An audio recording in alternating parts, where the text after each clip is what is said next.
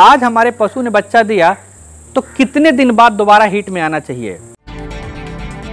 कितना एक सही समय होता है कि हमारा पशु आज बच्चा दिया, कितने दिन बाद दोबारा हीट में आ जाए?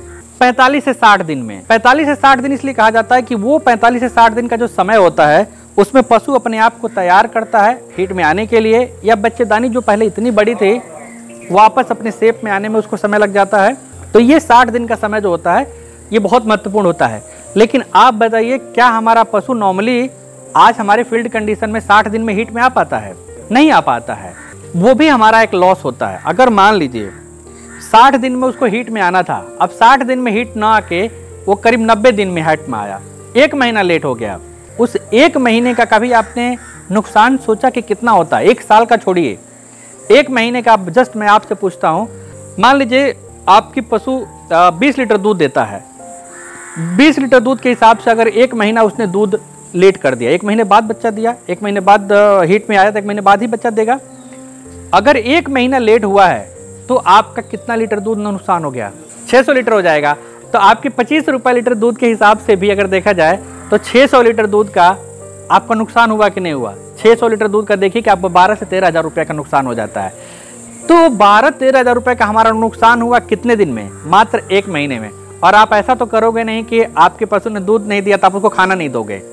आप ऐसा तो नहीं कर सकते, कोई भी नहीं करेगा, खाना तो देना पड़ेगा। यानी कि पर डे अगर आपके घर में भूसा, दाना, चारा हो रहा है तो आप कॉस्ट को जोड़ते नहीं हो। तो अगर देखा जाए तो लगभग 200 से 300 रुपया हमारे एक पशु पे रोज का खर्चा आ जाता है, जो दाना चारा हम खिलाते हैं पशु में। अब ये 200 रुपये या 300 रुपये का खर्चा अगर देखा जाए 1 महीने के हिसाब से तो 5 से 6 हज़ार रुपये का हमने पशु को खाना खिला दिया, वो भी हमारा नुकसान है।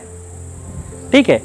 उसके अलावा जब मान लीजिए हमारा पशु अगर 30 दिन लेट हुआ है तो हम किसी डॉक्टर को बुलाएंगे, दवाई डलवाएंगे, जो भी उसका इलाज करवाएंगे, तो उसका भी 1000-2000 रुपया लगेगा। इस हिसाब से देखेंगे तो लगभग 1 महीने में हम 20,000 रुपये का हमारे पशु से नुकसान होता है। हम जो बात कर रहे हैं सफल डेयरी व्यवसाय, और कुछ नहीं है, जानकारी सबसे महत्वपूर्ण है। अगर हमारी जागरूकता इतनी है कि हम अपने पशु को 1 महीना लेट होने से बचा लें तो हम 20,000 एवरेज बचा सकते हैं। देखिए 2 चीज़ें हैं, एक हमारा है कमाना, एक हमारा लॉस को बचाना, दोनों ही कमाई है। तो हमारा 100 दिन का एक खास ख्याल बहुत इंपॉर्टेंट होता है। तो हम ऐसा क्या करें कि हमारा पशु टाइम से हीट में आ जाए? तो हमारे इसके लिए सबसे ज़रूरी है कि पशु का टाइम से जेर बाहर आ जाए। उसके अलावा अब मान लीजिए जेर आ गया, पशु हमारा हीट में भी आ गया। नॉर्मली क्या होता है, ब्यात के दूसरे से तीसरे महीने तक आते आते हमारे पशु अधिकतम दूध उत्पादन पे होता है, यानी जो उसकी क्षमता है वो दूध देता है। अब मैं आप लोगों से एक चीज़ कहता हूँ कि हम कैल्शियम या मल्टीविटामिन या मिनरल क्यों देते हैं? इसलिए देते हैं, अब क्या पहले ज़रूरत नहीं होती थी? पहले भी होती थी, लेकिन पहले कम होता था। ऐसा क्यों? 1947 में अपना देश आज़ाद हुआ तो 1950 में पहली बार सरकार ने क्या किया, अपने ज़मीन का टेस्टिंग करवाया, सॉइल टेस्टिंग करवाया। और सॉइल टेस्टिंग में ये मिला कि एक नाइट्रोजन की कमी थी। नाइट्रोजन की कमी होने से ये गवर्नमेंट ने कहा कि अच्छा इस ज़मीन में नाइट्रोजन की कमी है तो इसलिए किसान भाई इसमें क्या डालें, यूरिया डालें। बिल्कुल सही बताया आपने। लेकिन 10 साल बाद जब दोबारा 1960 में टेस्ट कराया गया तो देखा कि नाइट्रोजन के साथ साथ फास्फोरस भी कम हो गया। 70 में कराया तो देखा कि पोटेशियम भी कम हो गया। उसके बाद कराया तो पता चला कि सल्फर भी कम हो गया। तो आप आज यूरिया भी डालते हो, DAP भी डालते हो, और भी बहुत सारी चीजें डालते हो, ठीक है, जिंक भी डालते हो अलग से।